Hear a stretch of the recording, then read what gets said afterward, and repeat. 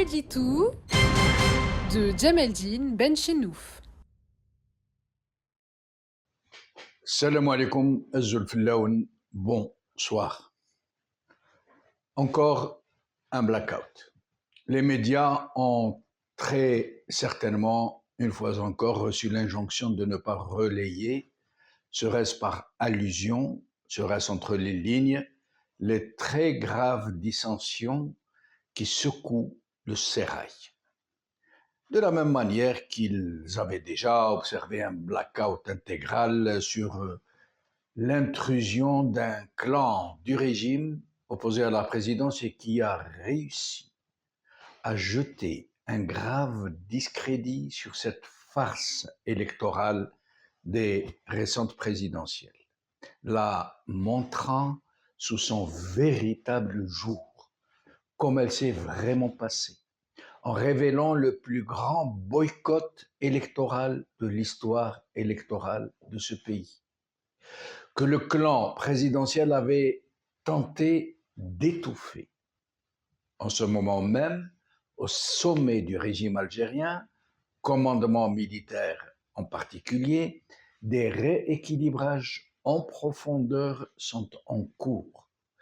Tous les aéropages sécuritaires qui s'étaient mis en veilleuse depuis le démantèlement du DRS par les frères Bouteflika font leur retour avec une force et une efficacité que nous leur aurions jamais imaginées. Nous les pensions tous définitivement laminés. Ces forces, non encore identifiées avec précision, mais qui viennent très certainement de milieux sécuritaires que tout le monde pensait définitivement atomisés, sont parvenus à saper et à montrer sous son véritable jour la récente opération des présidentielles qui devait donner une victoire éclatante, historique à Tebboune et qui avait été réglée dans le moindre détail jusqu'à ses résultats avant même qu'elle ne se tienne. Ces forces ont donc réussi à infiltrer l'opération dans ses états-majors les plus sensibles, les plus déterminants, les plus décisifs, censés être sous le contrôle total et direct de la présidence. Ces forces ont dévoilé l'ampleur du boycott, le plus massif jamais observé dans l'histoire du pays.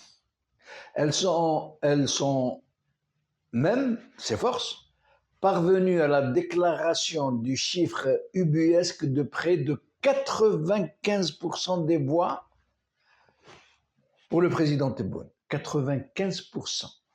Mais 95% du cinquième seulement du corps électoral, bourrage y compris, et qui s'était pratiqué presque en plein jour, ouvertement. 95% du cinquième de l'électorat malgré donc ce bourrage. Un cadeau délibérément empoisonné pour le faire paraître, Tebboune, sous le jour du maréchal d'une république couscoussière. Cette opération commando, si on peut dire, ce coup tordu au cœur d'élections censées être totalement sous contrôle, a dévoilé avec fracas des pratiques frauduleuses qui s'y étaient systématiquement pratiques. Jamais un président algérien n'aura été ainsi humilié, mis à nu, moqué, défroqué, comme l'aura été Tebboune, dans ce coup tordu de grande intensité. Une opération qui a annoncé clairement le retour de force que nous pensions donc, comme je l'ai déjà dit, tous définitivement oblitérés.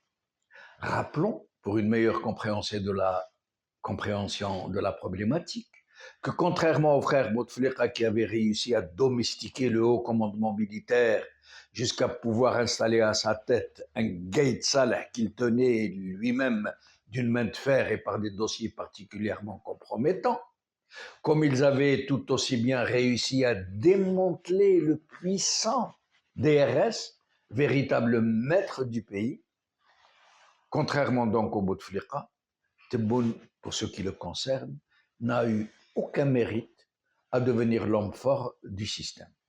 il l'est devenu en fait par défaut.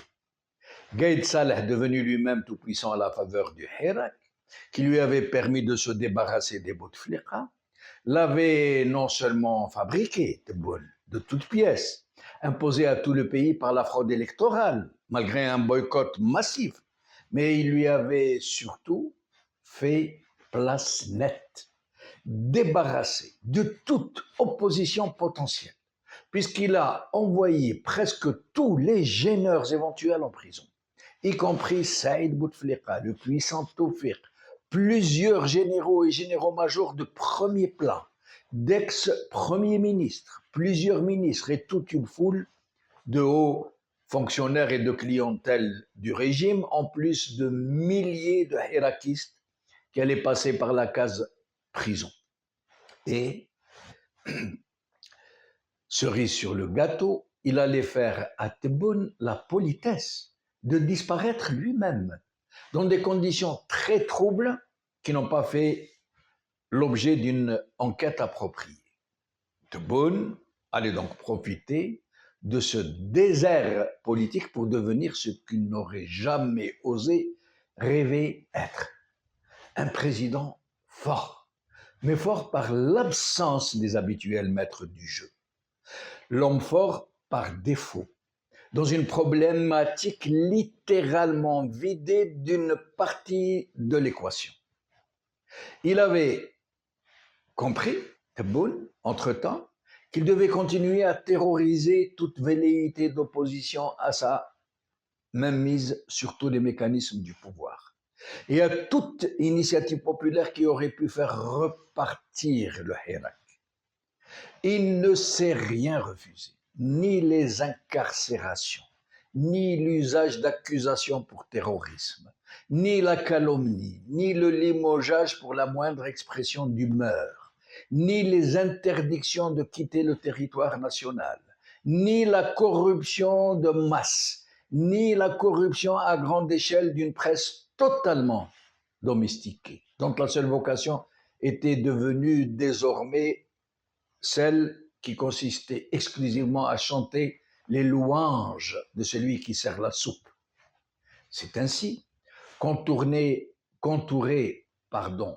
de courtisans obséquieux et flagorneurs, triés sur les critères du favoritisme, du népotisme, d'une pathétique gratitude du ventre, ce président n'allait plus avoir de limite à sa mégalomanie compulsive, à sa mythomanie compulsive, à un sentiment envahissant de toute puissance qui ne reposait pourtant que sur la totale absence ou la dormance étudiée de clans qui avaient compris que le moment n'était pas à la visibilité, encore moins à l'affrontement.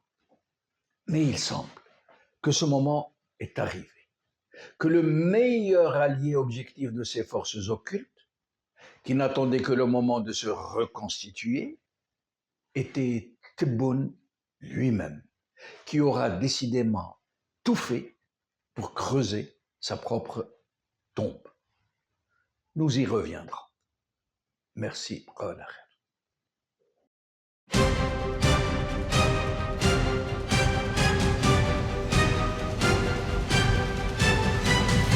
L'édito de Djemeldine Benchenouf.